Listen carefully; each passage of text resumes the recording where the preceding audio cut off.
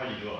My name is Ilya Aristotle Davis. I represent the Young Economics Awareness Program. The Young Economics Awareness Program, number one, is called Young Economics Awareness Program because this program is in defense of young people in low-income areas that are suffering. The Young Economics Awareness Program is an anti-poverty, stop the killing initiative.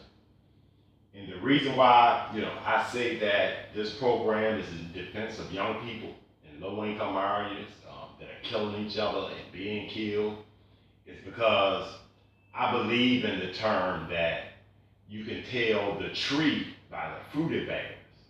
And it says that a good tree will bear good fruit. And it says that if the fruit are sick, that you should examine the tree. So by them coming from us, instead of me blaming the fruit, I believe that we should examine ourselves. So that's number one. Number two, the YEP program is about community-owned cooperative economics. And that kind of like explains it within itself if you look at it. Community-owned cooperative economics states that the community owns the economics that already exist in those areas. So the YEP program believes in one-time financing ideas that has to do a couple of things. It has to create employment immediately, number one. And number two, it has to redirect all of the net profits to benefit in the community. So those profits don't go to you, don't go to me, it goes back to benefit in the community. So I believe that, just to make it real simple before I go into what I want to talk about, today is Sunday, Today is Sunday the 25th, today is Sunday, the 25th of June. And I wanted to get this message out today because there's a lot of important things going on. But before I go into that, I want to say this, is that this program goes out to the Richmond, Virginia City Mayor, LaVar Stoney. It goes out to the City Council. It goes out to the police chief. It goes out to Channel 6, 8, and 12 because up to this point, it's like I've said before, when bad things happen, we talk about incarceration, we talk about marijuana as being a problem when it comes to the killing. And then now we're asking, where is the love? I say this, is that in order to bring about change in low-income areas, that it actually takes the homonym change to do so. Because, and the homonym change is this. Change is character and conduct. The homonym for change is currency. So I believe that offering economic hope in those areas, and this is the economic hope that I'm talking about, is that in low-income areas, everybody has cell phones. These are some of the one-time financing ideas. Everybody has cell phones in low-income areas. It makes sense to come up with the one-time financing, and as I've stated in previous videos, it's on the same Young Economics Awareness Program page, is that we already have a building in mind, the Seven Hills Nursing Center. But I think it makes sense to come up with the one-time financing since everybody has cell phones in low-income areas, whether they are paid for or government phones, that we should come up with the one-time financing to do a community-owned cooperative cell phone shop that create jobs in the low-income areas for those that live in those areas, number one. And number two, all of the profits goes back to benefiting the community. I think it makes sense. Since I ride through Wookham Court, Creighton Court, Fairfield Court, and they have vehicles, they have cars. Even those that live in homes in those areas, they have insurance on their homes. So I think it makes sense to come up with the one-time financing to do a community-owned cooperative insurance company, a community-owned cooperative tax preparation, a community-owned cooperative cell phone shop, a community-owned cooperative check cashing, a community-owned cooperative fish market, and a community-owned cooperative laundromat, a community-owned cooperative rental center. Whether it comes to TVs, furniture, these are all one-time financing ideas that create employment for those that are already living in those areas. And all of the profits don't go to you, don't go to me, don't go to the church this time. Goes back to benefiting the community. So if you really look at it, okay, let me give you a real good example of it. Think about Southside Plaza. I'm in the South Side. I live in the South Side now.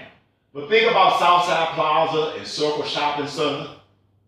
Those two areas and all of the businesses that exist in those areas. We're talking about redirecting tens of millions of dollars.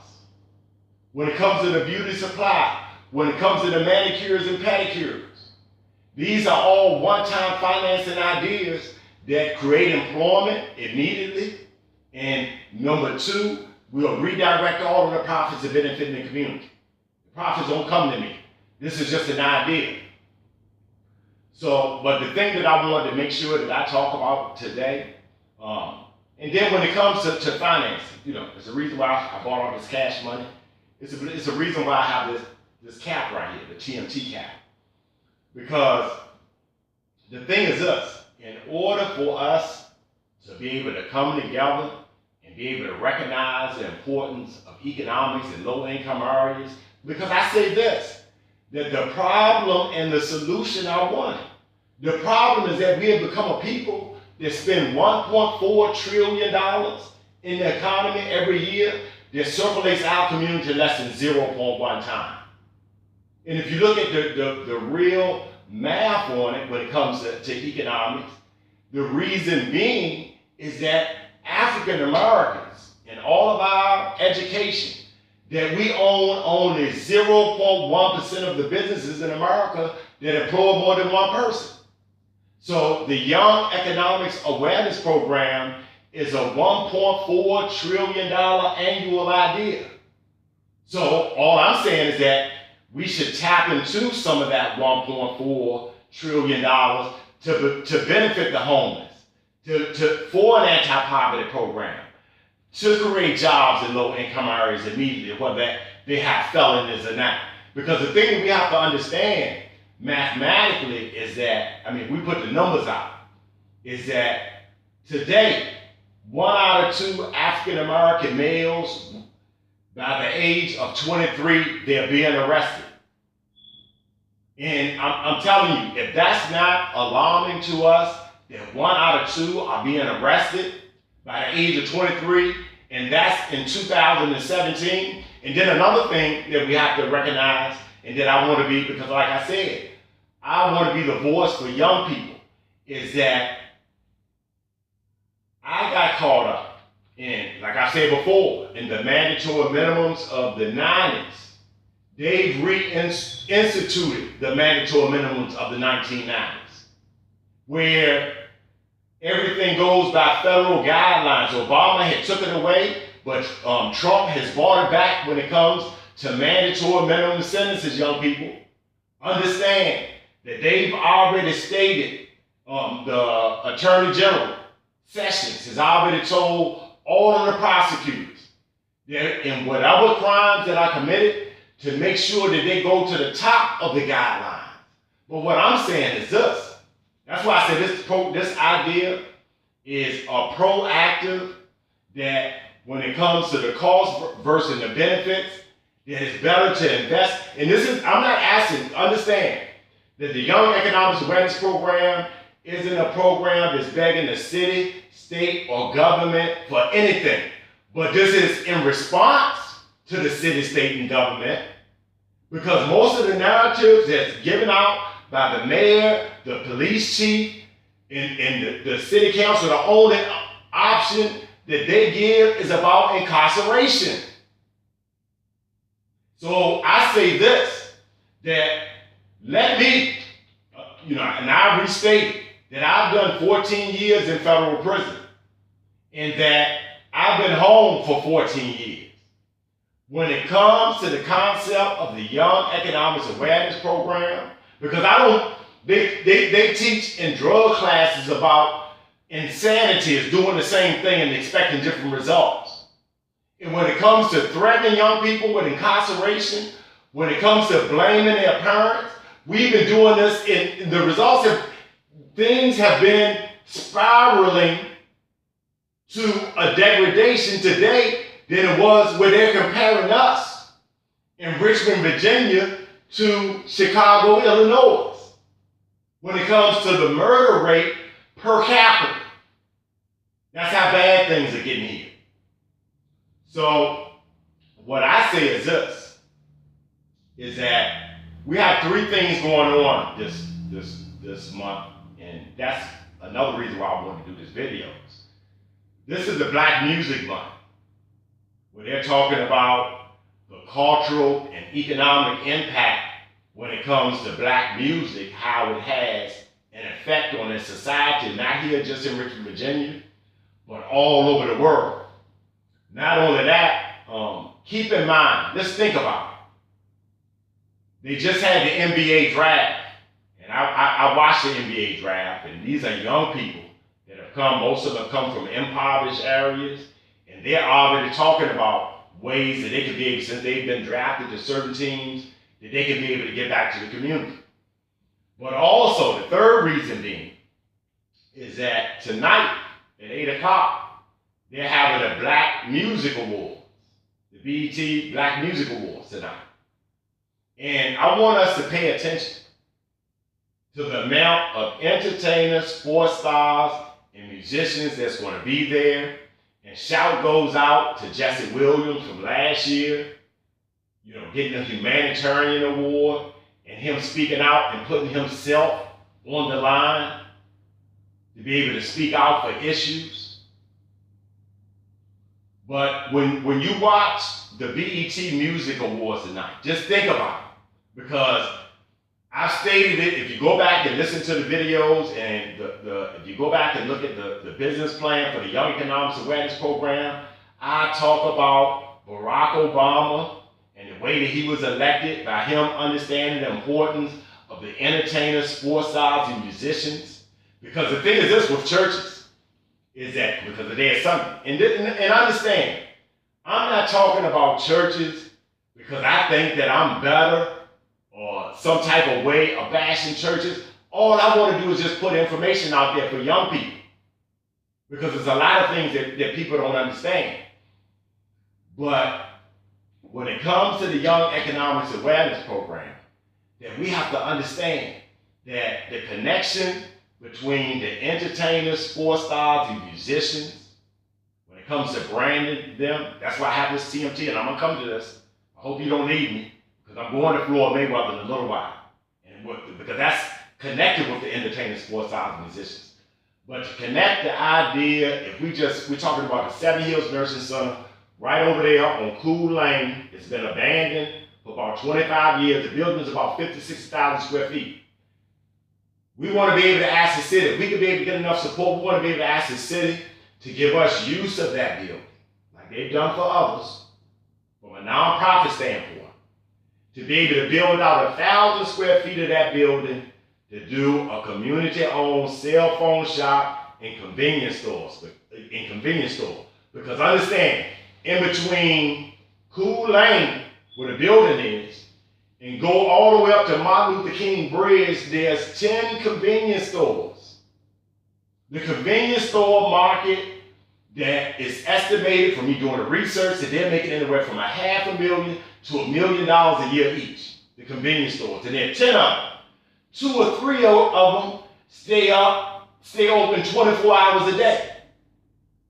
So what we're saying is that we're talking about being able to raise $100,000 and asking the city. I've already previously talked to Dwight Jones, the previous mayor, and he loved the idea of the Young Economics Awareness. I didn't say he loved it, but I would say this, is that I met with him at the city hall. I talked to him, his chief of staff, his person involved with the economic development, and we talked about the Young Economics Awareness Program, and he told me back then that he would help with a building and being able to get the inspection when it comes to that building, but he wouldn't be able to help with the money.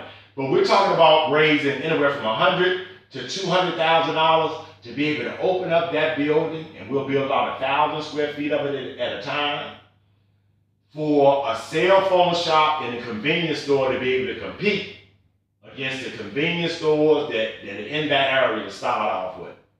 And then we'll expand as we go to a rental center and then we'll be able to have the money to finance the other programs that are necessary, the after-school program, the programs to help the homeless. You best believe in our convenience stores or markets, and because we have room for check cashing. We used to do that back in the day when it comes to loaning money. What is it called? And then remember, understand that credit unions are co-ops. So that's what we're talking about. Community-owned cooperative economics to be able to stop the killing by being able to create hundreds of jobs in these areas like Southside Plaza. We're talking about hundreds of jobs, and being able to build out all the other abandoned buildings for other ideas of just regular business, economics, and commerce. But understand, I recognize that there's no way of us being able to get involved with business before we deal. Some people call it the crab in the barrel mentality, but other people call it the wilderness syndrome. Because I know that if you or I go and open up a convenience store next to the convenience store that's already exists, they're still going to go to the other convenience store. Your store is going to be too high. But what I'm saying is that in competing against the convenience store from a community-owned cooperative standpoint, even if it's a little bit too high, guess what? The profits are going back to benefiting the babies.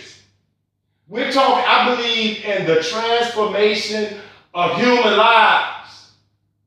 I don't care if they've been out there hustling. I don't care if they've been involved in whatever they've been involved with.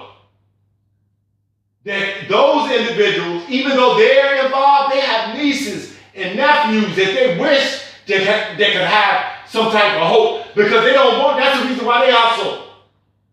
It's because they don't want their nieces and nephews to be able to be involved and get in it. So going back to the BET Awards, that's the key when it comes to the Young Economics Awareness Program.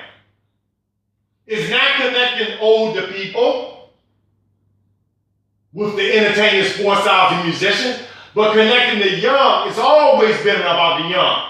If you read the Old Testament with the book of Moses, you'll find out that it was the young that were important.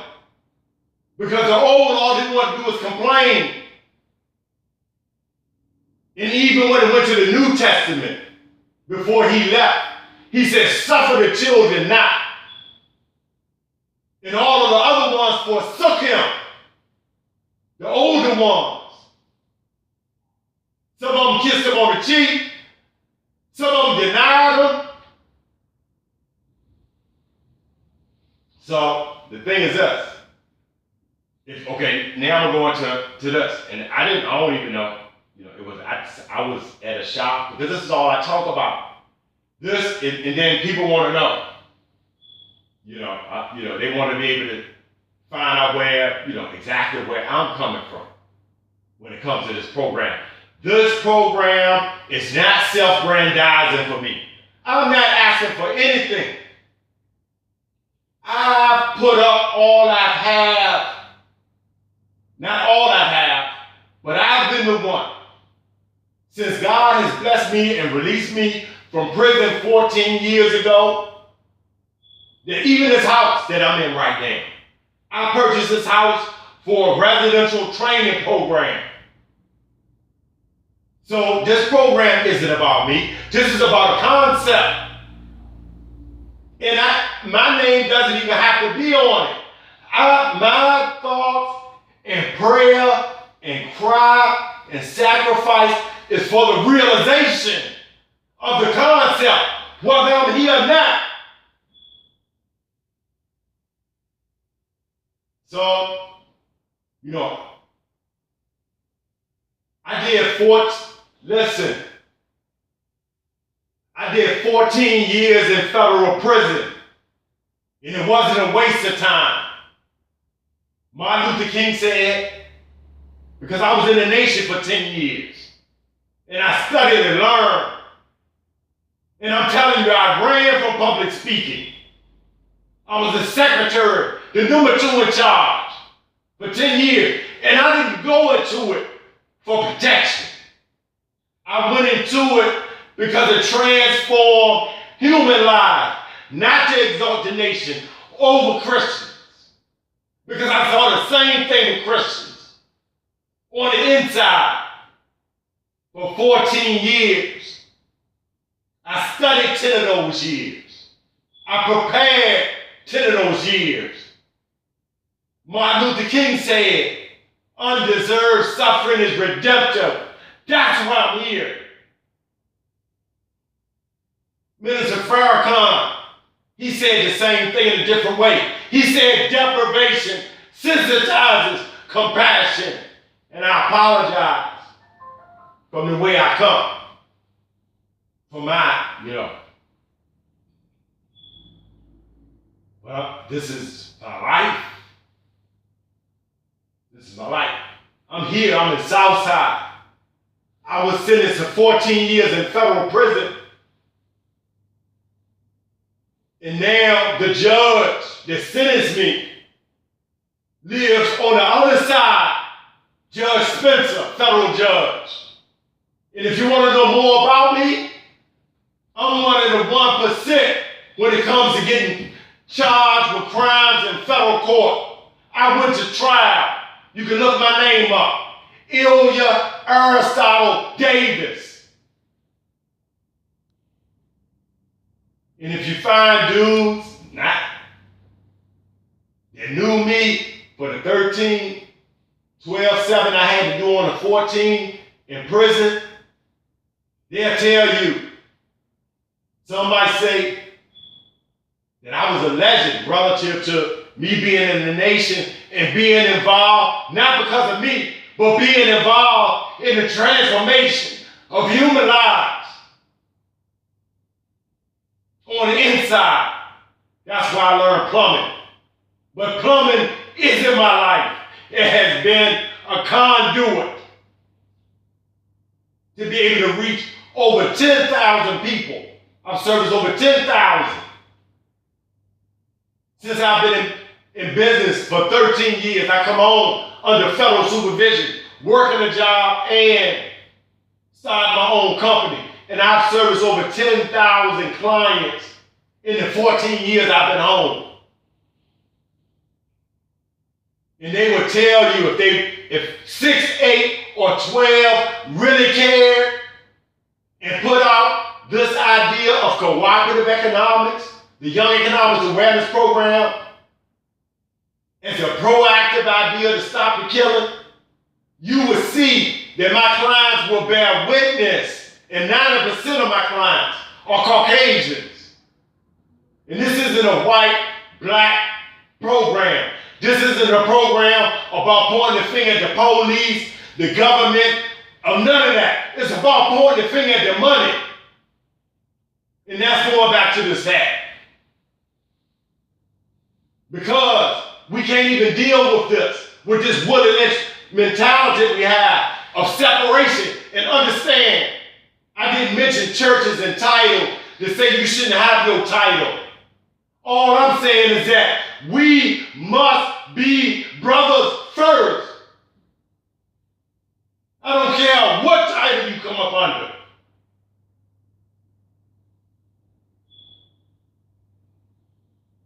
That ain't what I'm trying to explain. All I'm trying to explain is how it has been divisive and kept us from coming together collectively. That's why I ain't even want to do this video on the inside. I want to go outside. But the NBA draft tonight, just came by. Young black people that has it, no matter how religious you are, no matter what church you go to, the entertainers, sports stars, and musicians have more of an effect on the children of the day than any pastor that you could mention. I don't care if it's T.D. Jakes, Creflo Dollar, I don't care which one you mention. In all of the preaching you do in the Bibles and the scripture, they recognize and have memorized more lyrics of the rap music than you would ever wish that they want. Not saying, but see, and that's another thing. All I'm saying is that is the miracle that is necessary relative to the Young Economics Awareness Program to stop the killing overnight around the country. Is to be able to get those entertainers, and we have tens of thousands of them, entertainers, sports stars, and musicians. I love Floyd Mayweather. I was talking to an African lady. She gave me this hat. I don't even know if it's a knockoff. She gave it to me. I was going to put it on. But Floyd Mayweather, one out of two African American males with degrees are unemployed. When it comes to business, economics, and commerce, and the Forbes list, there's no one that's on the list. But black, when it comes to African American, and again, it's not a slight against other races, but it's only black entertainers, sports stars, and musicians.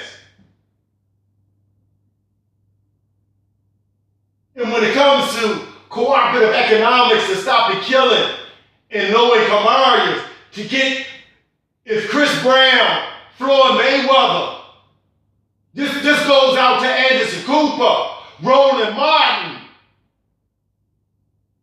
I mean, this goes out to all of those. They want to keep this idea of cooperative economics. No matter talk 6, 8, or 12 news. They talk about 12 on your side. When are you going to deal with this? Why not call me to the table? Mayor of Richmond, Virginia, Mayor Stoney. You have somebody that's involved with anti-poverty. The guy from the University of Richmond. He already stated in his conclusion under Dwight Jones that it's going to take 20 or 30 years to turn around the poverty in low-income areas. I say that's not true. It can be done overnight. Economic hope, offer hope. Those that have drug addiction. It's our study, the Dr. Kawanja Kajufu. He did a study when it came to those that are on drugs. He said offering a hope and opportunity. The study that they did, it was a blind study with placebos. And the other ones, they offered hope and opportunity. That it was more of those that, if we want to deal with the epidemic of drugs in Ohio, in Richmond, Virginia, let's offer hope in black, brown, and white low-income areas. Through community-owned economic. This is an American idea. And understand, I'm not a preacher. I don't aspire to be one. Understand, I'm not a politician. I don't aspire to be one. And I'm not trying to mix both of them together. And not really interested in going up to city council.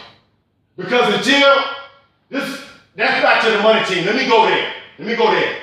Because a lot of times, that's why I say I got to talk religious, because a lot of times we're going to say that, you know, their money is the love of money. That's what the real saying is. It's the root of all evil. But understand, when it comes, we are people that spend $1.4 trillion in the economy, and it surplus our community less than 0.1 time. We are people that own 0.1% of the businesses that employ more than one person.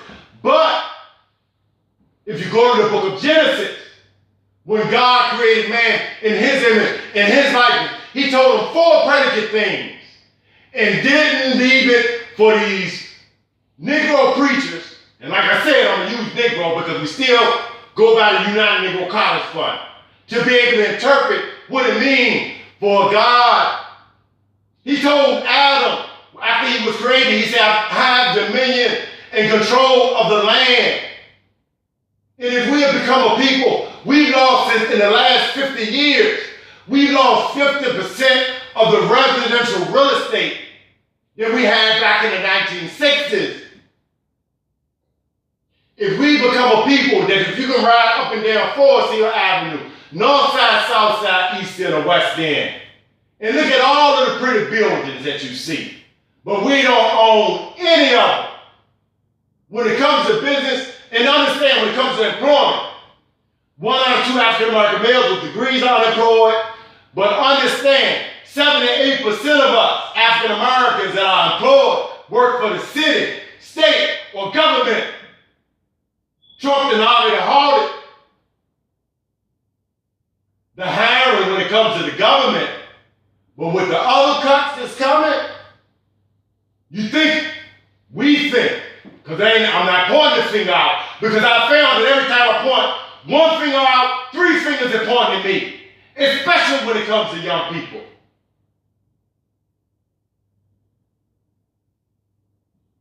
So, like I talked about Adam, he told him, he said, have dominion and control of the land. And then he explained to him, he said, have dominion and control of the fowl of the land and the fish of the sea.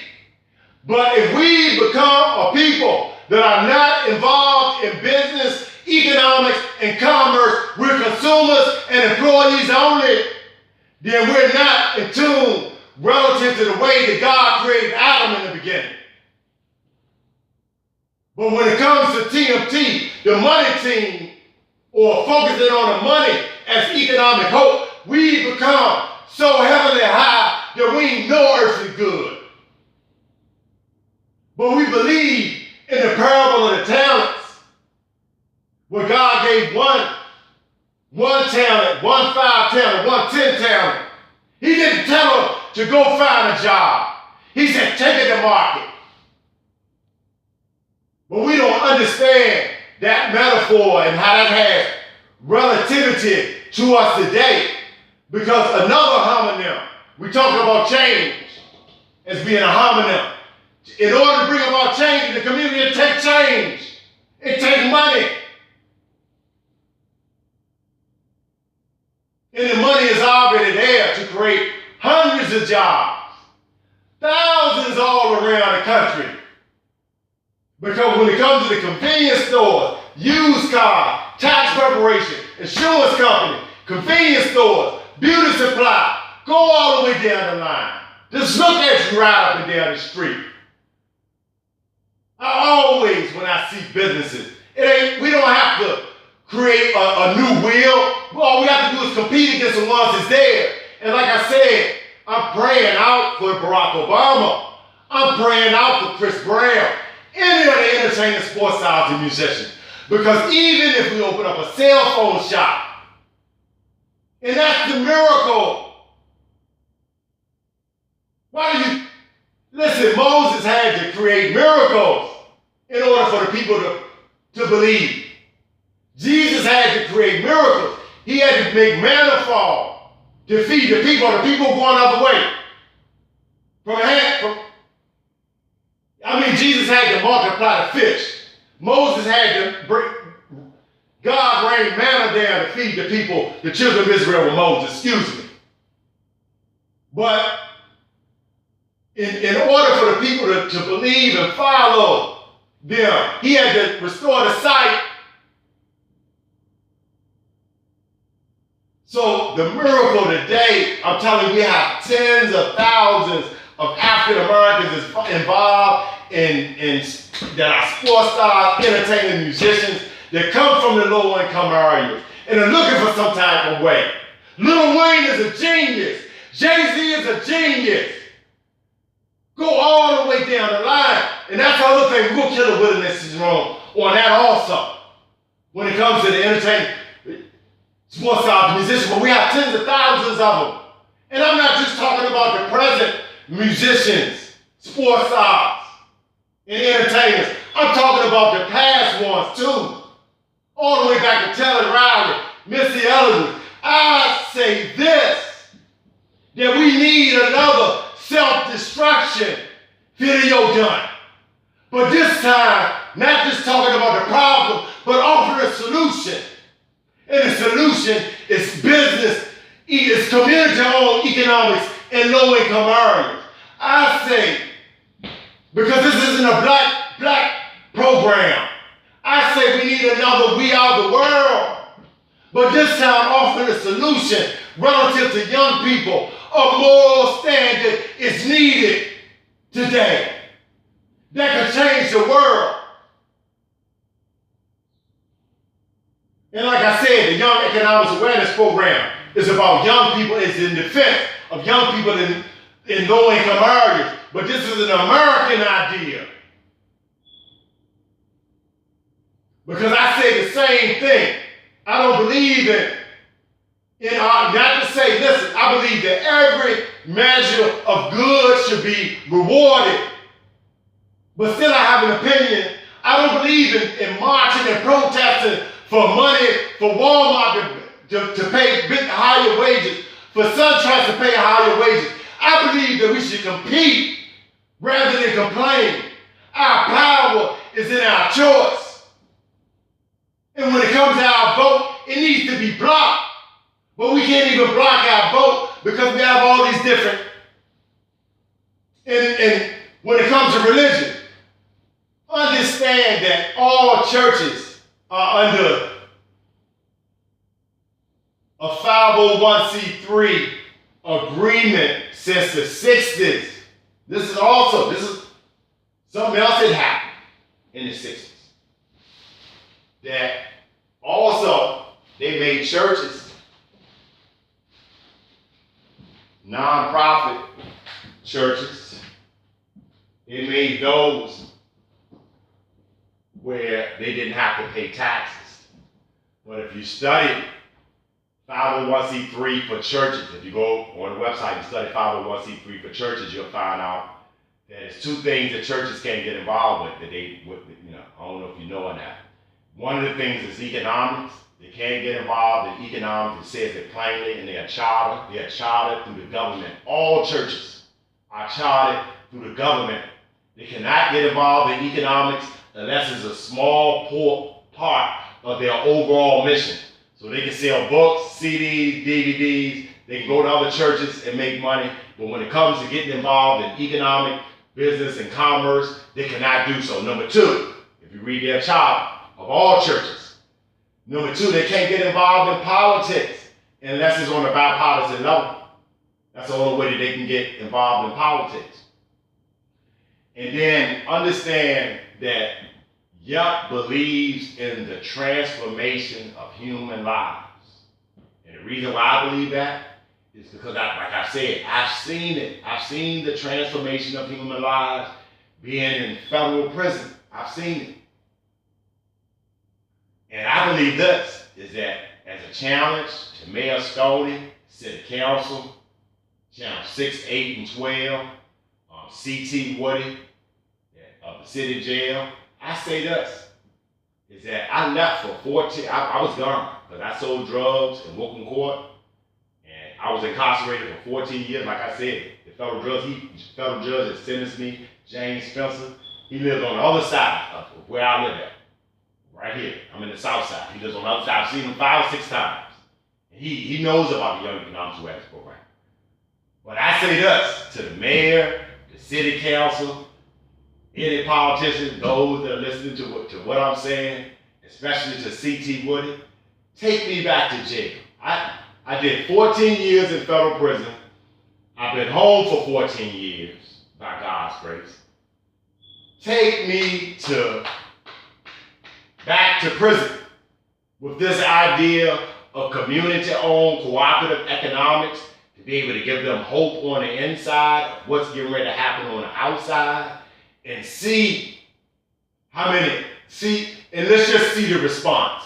If we don't get any response, then we're not going to worry about it. But I guarantee you, the concept of the Young Economics Awareness Program, by God's grace, will set the city jail on fire.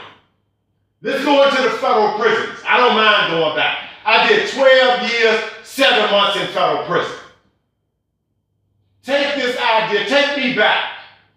Take me to the city jail. Take me to Pamunkey. And let's go there with hope, offering the hope of economics in those low-income areas to combat the crime, the murder, the drug use. Opportunity is in hope is a better elixir or cure than incarceration. So, like I said, this is Young Economic Awareness Program, so let me give a public service announcement to young people. I gave it on the other one, I'm going to give it on this one. That when I got incarcerated in the 90s, 91, when I got incarcerated, they brought back the mandatory minimum, they brought back Project Exile, and that has bought, Obama got rid of it, Trump has bought those back. The city police chief said they're going to bring back Project Exile. So understand this, is that we believe that prevention is better than the cure. So in every murder that's committed, with the amount of people that's out there, how much does that cost? Because the Young Economics Awareness Program understands that for every murder, we've had 30 so far, that it costs the city anywhere from $500,000 to $2 million a year, depending on how many people are involved on investigation, prosecution, and incarceration. So we believe, so it's not about us asking the city for money. I'm appealing to your moral character. And the same thing with the churches. It's not a bash on churches because it ain't about the titles. Keep your titles. All I'm saying is that don't let it divide us. Allow us to be brothers first. And then we can be able to come together and be able to just look at the principles of what I'm saying relative to stopping the killing. And we can be able to come together and be able to make this a reality. But understand, if we don't deal with, and that's the only reason I mention churches. And I say the same thing when it comes to the sororities and the fraternities, when it comes to young people. That's why I say it's really not their fault relative to the condition that they're in, because they haven't been driving the bus for the last 50 years called African Americans through the civil rights and all of that, and getting rid of all the business.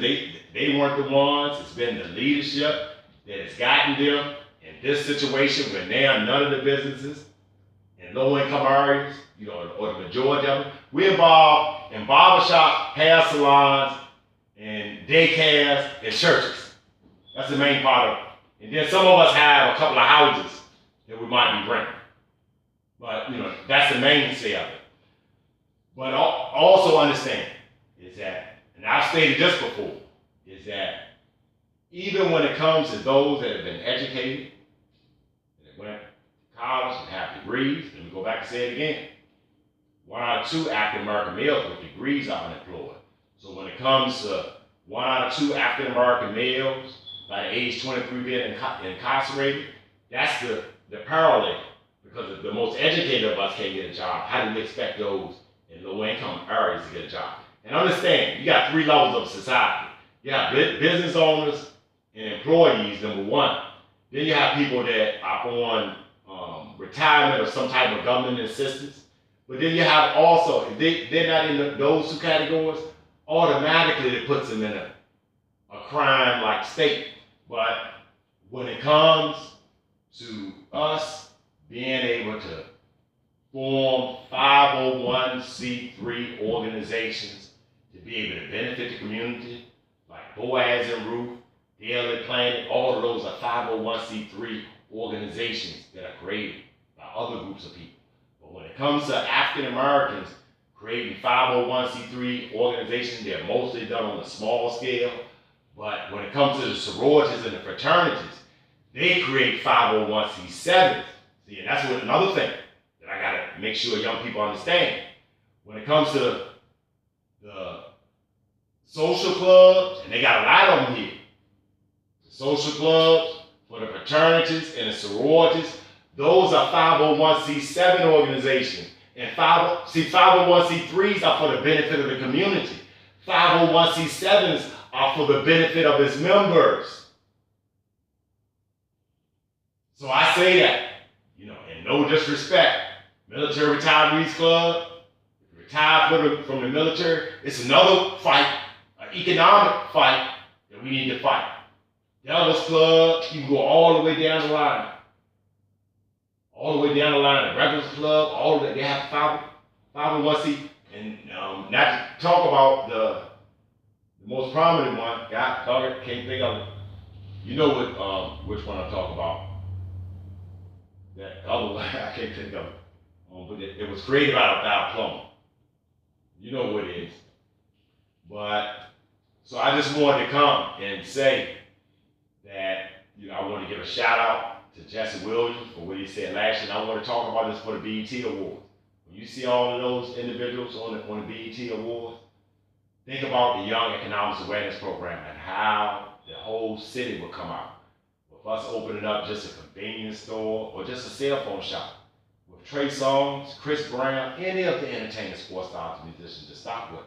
This is Black Music Month. Yeah, and having them come out for that first opening, the whole city will come out and offer the type of hope and inspiration that's necessary to be able to change the way that people think. So I just wanted to be able to say that let me go back to the TMT, is that even when it comes to focusing on the economics or the money part of it, so I mentioned the parable of the talents, and I want to talk about Floyd Mayweather. That was the other thing that I want to talk about, because that leads me into other areas of us, that we become a lot of times, not in the fence, but so heavenly high that we're no earthly good, because we'll look at a brother like Floyd Mayweather that had done something in boxing that no one else was able to do, and for the riches that he has, that he's been able to accumulate, I love this brother. But if we're going to think that this is the worst brother in the world, then I understand that during the time of Solomon, he had 700 wives, he had great riches.